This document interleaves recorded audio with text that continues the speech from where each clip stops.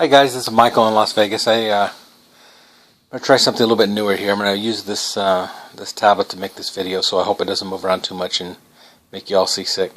Well, jumping back into the practicum, back into class, doing those kind of things.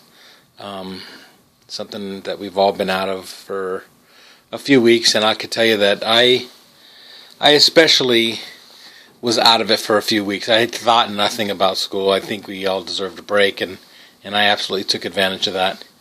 The last post that I made about my placement was in reference to termination and ending our interventions with clients, and I kind of loosely rolled that over into wrapping up the semester at my placement.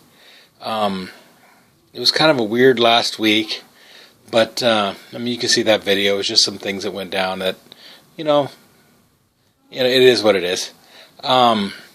Landing back at Heads Up again this semester. Heads Up Guidance and Wellness Center in Las Vegas.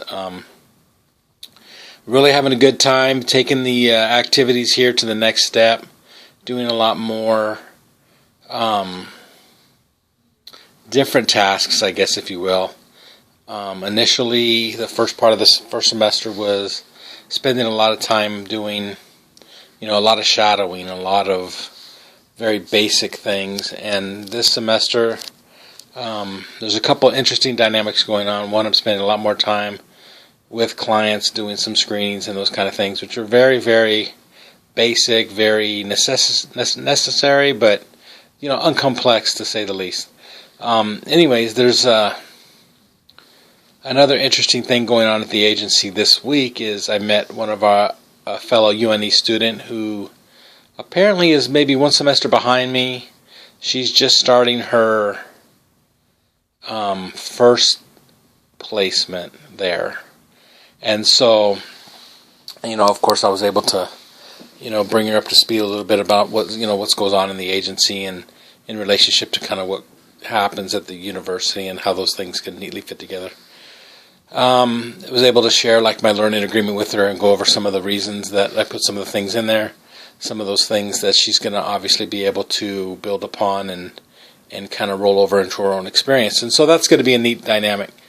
I've taken on a very small training role with her, just to kind of get her up to speed with kind of what we've been doing this last semester. And so, that's kind of been new. I wanted to talk about an interesting experience that we had. We do have a social anxiety group that we hold from 5:30 to 6:30 on Wednesday evenings. And it's essentially a meetup group, and folks go online and, if they're looking for any certain type of meetup, then, they would find that. And obviously the social anxiety group was one of them. The group's been going really good. We are getting a lot of new people in. Not sure just yet why that is. Not sure what's going on. Maybe the holidays were especially tough with people, so maybe we're seeing some of that.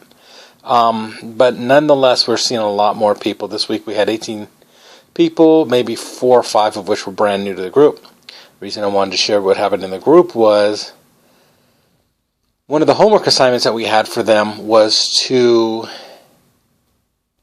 It's been an ongoing homework assignment for about a month. It was been to try to develop stronger relationships with each other in the group. And so when you take people with social anxiety and you're tasking them to spend more time together, both within and without a group, as much as they're comfortable, you understand that poses a whole new set of obstacles and barriers. Interesting. I could kind of get a feel that a lot of the people and the participants in the group were really wanting to be able to express themselves to each other and want to maybe even spend more time with each other outside a group or sit in proximity to each other, to create small talk, that kind of thing. Those things that cause a tremendous amount of anxiety for people who are suffering with these barriers. And one of the things that I did was I simply asked the group, something we haven't done yet, I asked the group to raise their hand. And you kind of don't want to put people with anxiety on the spot, but I felt that it was time to do that. And so I asked them to raise their hand, and I says, everybody in here, if you are open to somebody approaching you to build a relationship or to take this communication to maybe what might be the next step, every single person in the group raised their hand. And then when I asked to raise your hand if you think that you can approach someone now or after group and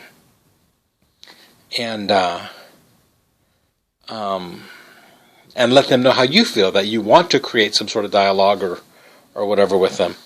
Only a few people raised their hand. So you have a body of people who are just dying for this interpersonal communication, and yet they still remain extremely terrified to initiate a lot of this.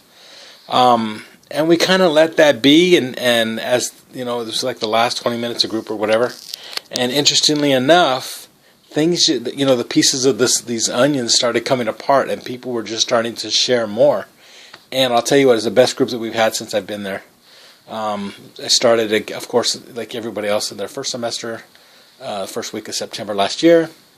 And this group was amazingly telling in that it kind of showed where these clients are at this point.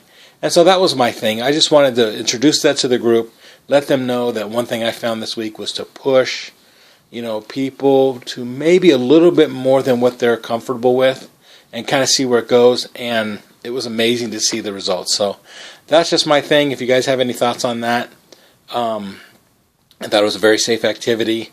And obviously we're glad that we did it because it really worked out for a lot of people. I'm looking forward to going back next week to seeing kind of what they thought of it. So there's that. Everybody, welcome back to class. Look forward to your videos, and we'll see you around. Have a good one. Bye.